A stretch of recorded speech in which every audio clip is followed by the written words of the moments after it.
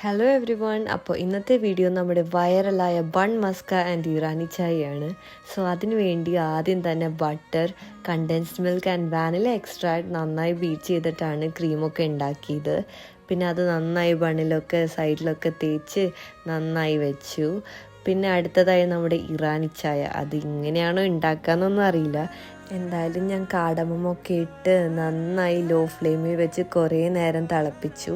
എന്നിട്ട് അതിലോട്ടാണ് ഞാൻ പാല് തിളപ്പിച്ചൊഴിച്ചത്. അതിൽ കണ്ടൻസ് മിൽക്കാണ് ഞാൻ ഒഴിച്ചത്, ഷുഗറല്ല ഇട്ടത്. എന്തായാലും സംഭവം കൊള്ളായിരുന്നു, എനിക്ക് നന്നായി ഇഷ്ടപ്പെട്ടായിരുന്നു. പ്രത്യേകിച്ച് നമ്മുടെ ഇറാനി ചായ. എനിക്ക് ബൺ മസ്കേനെ വെച്ച് കമ്പയർ നോക്കുമ്പോൾ ഇറാനി ചായ കൂടുതൽ ഇഷ്ടപ്പെട്ട്.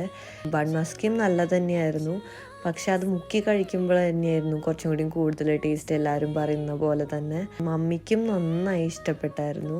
അപ്പോൾ അത്രേ ഉള്ളൂ ഇന്നത്തെ വീഡിയോ. ബൈ.